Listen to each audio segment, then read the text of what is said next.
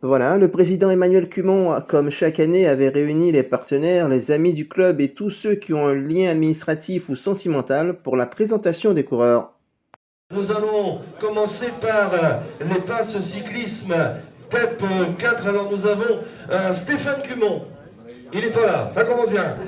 Arnaud Morin, il est là, mais il n'est pas en tenue, Arnaud. Voilà, il est occupé, donc on peut l'applaudir, Arnaud. Voilà, et nous avons Thomas Prieur. Il est absent. On passe au TEP 3 avec Dimitri Guignon. Voilà, qui s'était imposé l'année dernière à Varneville-Bretteville, un chrétien, voilà, qui l'année dernière avait sur une saison un petit peu délicate aussi, hein, les courants ont repris fin juin, je crois. Hein, voilà, sur l'épreuve de Beuzeville et Mélamar, un top 10 très certainement envie cette année de recommencer, d'aller chercher des places d'honneur et pourquoi pas une victoire. Bien sûr, c'est pour ça que je m'entraîne. T'entraînes dur? En ce moment, Le temps pas terrible? on fait avec. Hein. On fait avec. D'autres coureurs ont pris de l'expérience et sont motivés, reste à bien trouver l'équilibre entre les études et le sport, n'est-ce pas Thomas Chrétien? C'était très compliqué. C'était très compliqué, déjà suite au corona, etc. Donc c'était des entraînements, etc. en moins.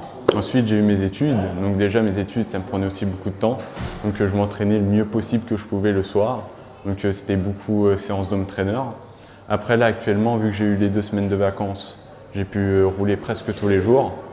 Puis je vais bientôt reprendre les études, donc après on va bien voir comment ça se passe avec les horaires, etc. Déjà, ce que je peux te faire, déjà c'est faire des courses, déjà premièrement, parce que vu que c'est encore assez flou, parce que je sais pas encore si je réussis dans le vélo ou autre, donc tout va dépendre de différents facteurs au fur et à mesure qui vont arriver. Donc comme ça, là, je peux pas dire exactement ce que je prévois. En tout cas, je vais essayer de faire des grandes courses et puis de les gagner un maximum, puis me donner à fond. Junior féminine hein, qui sera présente sur ce podium. Les juniors, vous nous rejoignez, voilà, avec en menant les troupes Ambre Guignon, qui était 3e des championnats de Seine-Maritime du contre-la-montre. On peut l'applaudir, elle a porté fièrement les couleurs de la FUI Cyclisme. Bien sûr, ces résultats sont de la saison 2021, hein, bien évidemment. Nous avons dans cette on va demander à Gaylor également de rejoindre les juniors, car j'ai Gaylor qu'on peut applaudir, qui s'occupera de cette équipe junior avec les espoirs également. Donc nous avons Nils Pion qui est dans cette équipe de juniors. C'est qui Nils? C'est toi? Tu lèves le bras, c'est tout. Voilà, on l'applaudit. Et il était en train de rêver. Voilà, donc avec Thibaut Cormon qui a déjà participé notamment à des épreuves du maillot des jeunes comme la Bonneville et Montivilliers. Nous avons Nicolas Languille, voilà, qui était présent sur l'épreuve de Montivilliers lui aussi. Émile Morin, voilà, 2e à Montivilliers, 2e de la PVL Junior, et qui je crois a été participé également à la classique des Alpes, hein, c'est ça. Donc il y a eu une saison 2021 assez chargée, bien qu'elle ait été très courte. Nous avons Justin Suard, absent, et Mathis Vatier, voilà, qui nous a rejoint, qui lui aussi fait partie de cette équipe qui a participé donc aux épreuves du maillot des jeunes. Moi je l'appelle toujours le maillot des jeunes. Hein. Je vais aller voir celui qui va être un peu le chef d'orchestre hein, de toute cette bande de joyauderie. Voilà, mais il va savoir manœuvrer. Donc ils vont avoir un programme, on va pas dire chargé, mais un programme très intéressant à disputer sur cette année 2022. Oui, outre les épreuves traditionnelles normandes, on a postulé sur le calendrier national, donc on s'est principalement centré sur le nord-ouest de la France. Et on a la chance d'avoir reçu des avis favorables de la part des organisateurs, donc si tout va bien, le programme défini en début d'année va pouvoir se dérouler normalement. Ouais, une bonne saison, ouais. J'ai débuté sur la classique des Alpes. Enfin, j'ai débuté assez fort du coup. Après, il y a eu des courses basiques. Et après, il y a eu des fédérales qui sont arrivées où on essayait de faire le mieux. Et puis, cette deuxième année, j'aimerais bien essayer d'aller chercher des victoires et pourquoi pas performer sur les fédérales et pourquoi pas des victoires aussi sur les fédérales. J'ai découvert pas mal de choses, notamment des grosses courses, comme le Signal des Couves ou les Feux de l'Oise. Après, j'ai eu des gros moments de mou dans ma saison où il a fallu remanier totalement tous mes entraînements. Mais avec l'encadrement de Gaylor et Emmanuel, j'ai su faire face à ces moments de mou et à m'adapter durant ma saison et à apprendre à me connaître surtout et savoir comment je dois travailler maintenant pour ma saison 2022 pour aller chercher les meilleures places et prendre du plaisir avec les copains sur les grosses courses, notamment nationales junior. J'ai fait un début de saison assez potable et après c'est arrivé au milieu de saison, je ne sais pas s'il y a eu une baisse de morale ou des choses comme ça, mais il a fallu que je change tout pour revenir plus fort. Mais c'est des choses qui arrivent dans le sport et on fait avec et on remanie au maximum. Qu'est-ce que tu as changé alors? Notamment faire plus de temps de selle. Je bornais pas assez, j'étais plus resté sur des bases de cadet. Sauf que les courses sont beaucoup plus longues, donc forcément il a fallu que j'augmente mon nombre de kilomètres. Les garçons, voilà, on va vous présenter donc Clément Beu. Voilà, il est là Clément. Quentin, là-bas. Hans Cumon, voilà. Lucas Lebourg, il est là, et Corentin Tueur. Voilà, tout le monde n'en était pas certain. De Boulogne, comment se fait-il que de Boulogne on atterrisse à la FEI cyclisme? Alors explique-nous. Déjà, j'étais à la FEI en 2014-2015, et c'est vrai que là, cette année, en fait, j'avais pas vraiment, à Boulogne, j'ai pas couru, en fait, découragé un peu du Covid, etc. Et je voulais redescendre et j'avais toujours dit à Manu que je reviendrai à la FEI parce que c'est une deuxième famille en fait. On s'y sent bien et du coup voilà, c'est pour ça que je suis de retour là. Parfait, on peut l'applaudir bien fort. Donc Quentin également, Quentin Beu, qui lui aussi très certainement de bons espoirs à l'aube de cette saison 2022.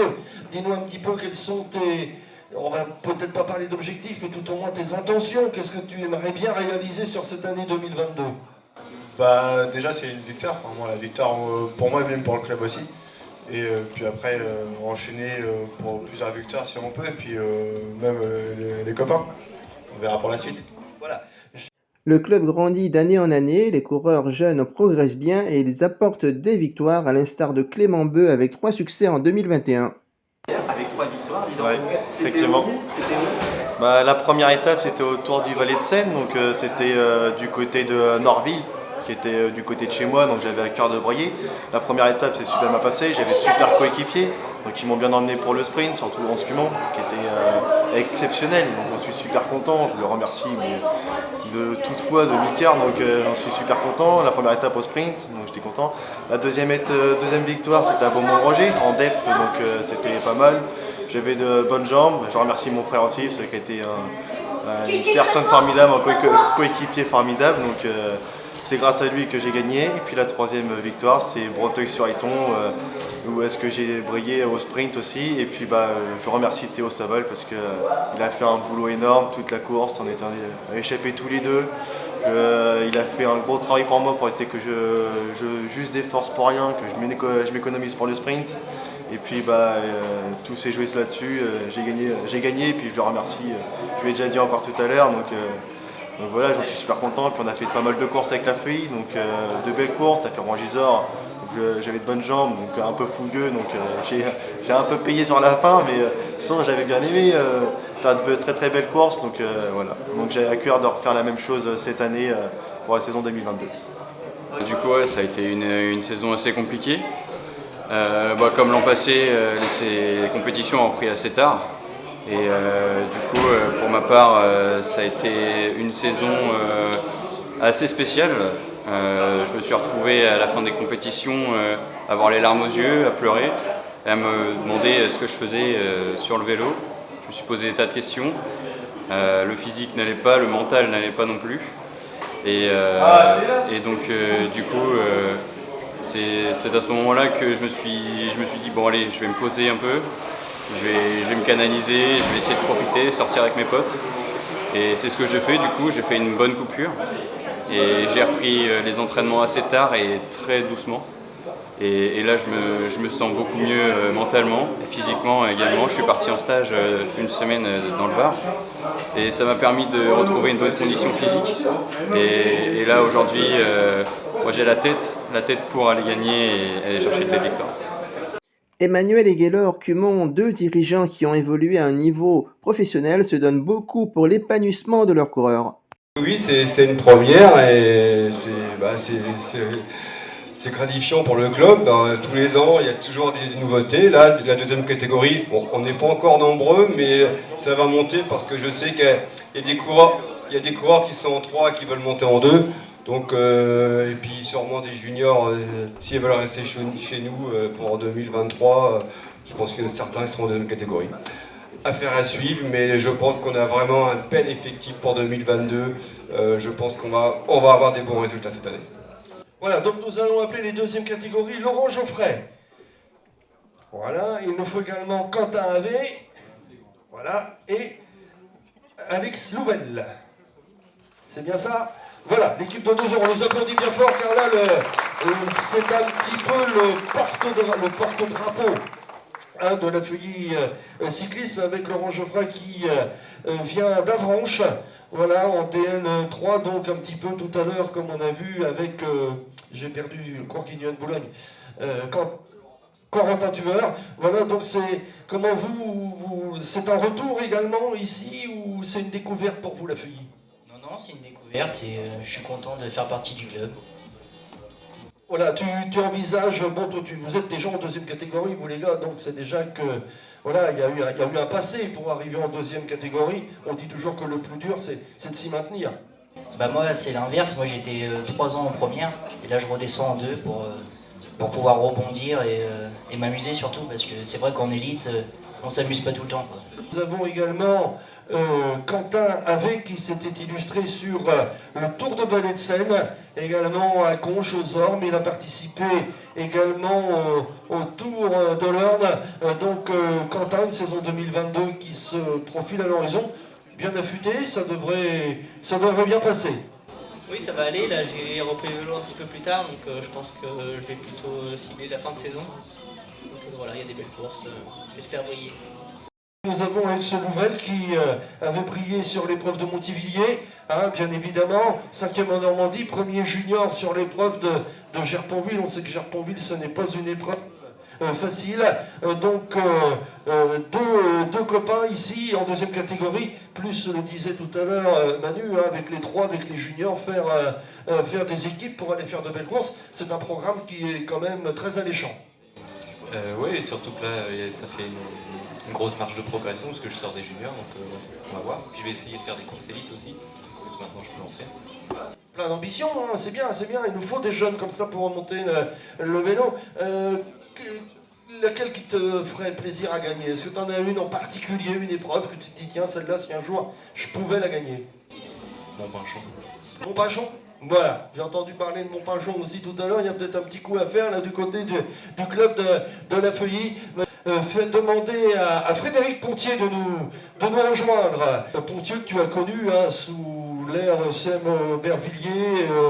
C'est un garçon qui notamment a eu une expérience professionnelle au sein de la formation Aubert 93 auprès de l'équipe Casino, avec une participation au Tour de France en 96 et sur le Vuelta en 97. Malheureusement, ça n'est pas allé à son terme, mais je pense qu'on peut l'applaudir. Voilà, ici, pour cette soirée. Oui, j'ai vu ça, ouais. Bon, bah, c'est super d'avoir un club comme ça, soutenu par un vieux. Un vieux coursier, pardon. Ouais, bah, Manu, je l'ai connu, j'avais 20 ans, je pense. Oh, c'était bien. Avant-hier. Et puis, bah, on a sympathisé. Je suis parti, moi, un peu partout en France. Je suis revenu dans la région, et puis je me suis aperçu qu'on n'était pas loin, parce que je suis venu travailler un peu dans le coin. Et puis j'ai repris contact avec lui, par le biais de Facebook et compagnie. Et puis bah, on a repris contact, on a fait une course ensemble. Et puis on va voir ce qu'on peut faire dans la suite.